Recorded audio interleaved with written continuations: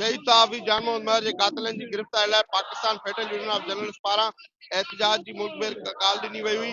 उन हवाले सां सखर के सियासी समाजी मज़हबी धुरिन के अगुवाणनि तोड़े सहाफ़ती तंज़ीमुनि PFU जे Sukkur union of journalist, Sukkur press club, SAFMA Sukkur chapter ऐं कैमरामैन फोटो जर्नलिस्ट एसोसिएशन पारां सखर प्रेस क्लब आॾो एहतजाजी मुज़ाहिरो कयो पियो वञे।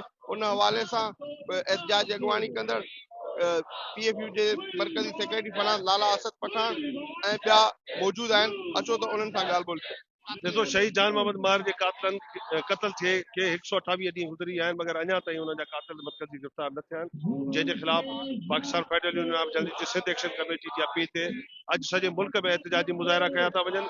25 तारीख़ सॼी सिंध में बुख हड़तालूं कयूं वेंदियूं ऐं 6 जनवरी ते सखर प्रेस क्लब में हिकिड़ो वॾो सहाफ़ियुनि जो कन्वेंशन मुनक़िद करे तजदीद अहद वफ़ा कयो वेंदो त जेसि ताईं शहीद जान मोहम्मद जा कातिल गिरफ़्तार नथा थियनि, पाकिस्तान जा सहाफ़ी पंहिंजो एहतजाज ख़त्म न कंदा। 28 ॾींहं गुज़रण बावजूद शहीद जान मोहम्मद महर जा कातिल गिरफ्तार न किया विया आहिनि। अॼु पूरे मुल्क अंदरि PFU जे कॉल ते एहतजाजी मुज़ाहिरा थी रहिया आहिनि। सखर में ॿियनि वक़्तु प्रेस क्लब जे साम्हूं सिविल सोसाइटी, सहाफ़ी, मुख़्तलिफ़ वापारी तंज़ीमुनि जा अॻवान हिन में शरीक आहिनि। जेकी मुतालबो आहे शहीद जान मोहम्मद महर जा कातिल गिरफ़्तार कया वञनि। जेकॾहिं कातिल गिरफ़्तार न थींदा, एहतजाज जो दायरो वधीक वधाईंदासीं। ॾिसो, पहिरें ॾींहं खां वठी सिंध ह्यूमन राइट्स कमीशन इन केस खे फॉलो करे पई।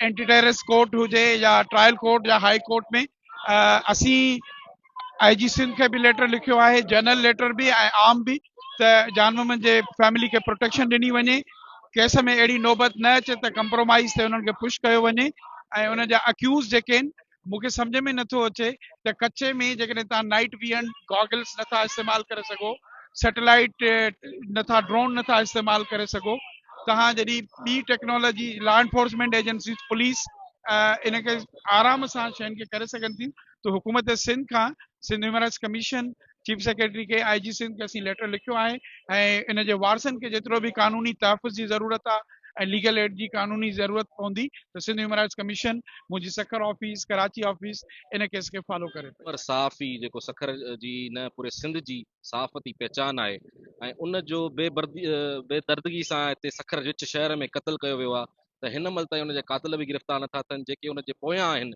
जेके उन्हनि खे सपोर्ट करे रहिया आहिनि, त उन्हनि मां बि कंहिंजी गिरफ़्तारी न थी आहे।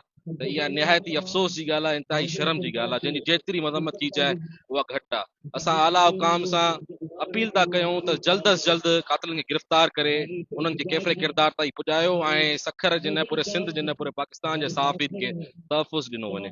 शहीद साहब जान मोहम्मद महर जे कातिलनि जी गिरफ़्तारी लाइ समूरी दुनिया मुतालबो पियूं कनि ऐं उन्हनि जो हिकिड़ो ई मुतालबो आहे त शहीद साहब जान मोहम्मद महर जे कातिलनि खे फौरी तौर ते गिरफ़्तार करे अदालतुनि में पेश कयो वञे। Reporter Kamran Shaikh, Ibrat news, Sukkur.